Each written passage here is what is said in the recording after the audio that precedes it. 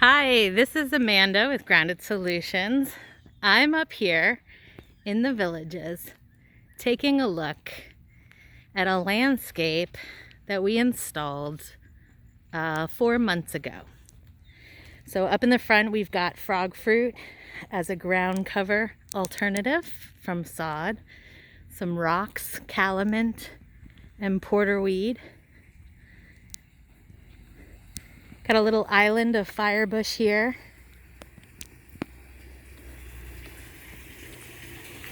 We just had a little bit of rain, so we got water going through the gutters. These gutters are no longer receiving any fertilizer runoff. It's an all-natural yard. It was all planted at one time and it's growing in really nicely. A lot of the neighbors really like the pathways, the little island on the side, how everything's taking off. So, I've got a mask on here. We ended up doing a more straight path with covered crushed shell, and they are a delight to walk down. We got calamint, Chickasaw plum, and this is the native porterweed. A lot of people think they have porterweed in their yard. It's the Jamaican porterweed. Grows like 4 or 5 feet tall. And here, this has been planted, and you can see it's only really maxing out at about 1 to maybe 2 feet. We've got some blueberry and dwarf Walter's viburnum. Nice little shade area, little land bridge of sorts. Some grasses, firebush. Coming back and looking at the back island. We changed up the ground cover with Phylla nodiflora in the front and twin flower in the back. Separating it with Elliott's lovegrass. Go ahead and spin you all the way around. Kind of look at that front. And I am in love with the grasses back here. Got Yopon hollies, providing bird food, some canopy.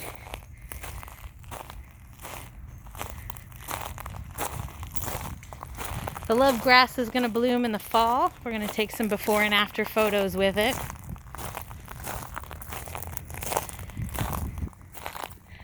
We have a couple of privets that'll provide some bird food on either side of the rain spout, some false indigo, and this is kind of coming back. We've got a nice little twin flower area, a lot of water accumulation here, a muley grass with Chickasaw or flatwoods plum,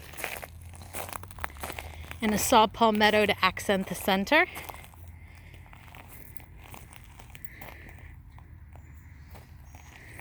Just to give you another view of that island from the other side.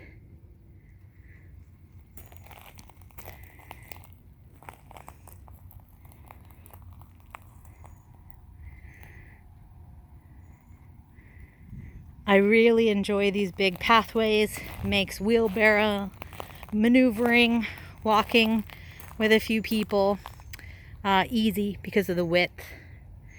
They've got their garden beds.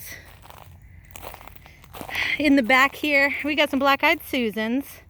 We planted some beauty berries underneath the shade of the tree for more bird food. We did plant lopsided Indian grass as the major grass back here. Unfortunately, it has not survived, not done very well, so we're gonna try and select another grass to help with that.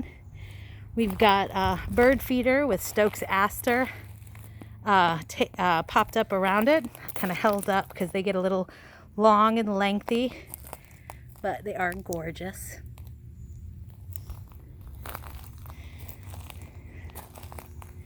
This is a little pollinator garden with salvia, petunia, some verbena, ending in scorpion's tail, and an existing holly tree that was here.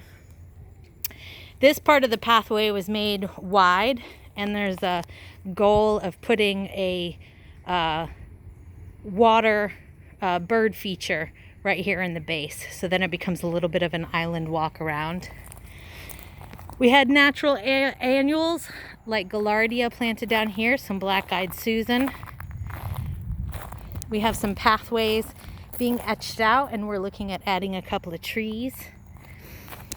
Back here we've got some Conradina, some Monarda, a volunteer salvia, and Scutellaria. Scutellaria is also called skullcap. Very attractive, and they leave these little paper tongs on them, and you can get seeds from the tops. Let's see if I can find one. Let's see, there's this little boot strap here. The top of that peels off, and there's seeds inside, and they'll spring out as soon as you do that. So we come down the side of the house, and we got blanket flower.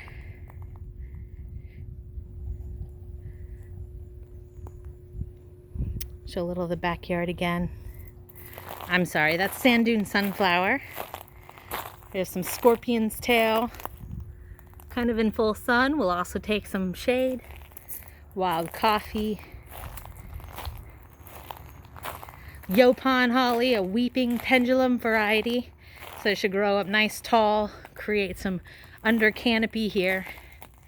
And a twin flower on the outside of the maintenance pathway. So we've been able to discuss today some of the ways to site prep for ground cover. We got love grass here, and you can actually see the twin flower on one side and the frog fruit on the other. That frog fruit standing a little bit taller, can be trimmed back a little bit harder. I don't believe they've cut it in 4 months, so you're kind of seeing maximum height, maximum coverage for the first season of growth.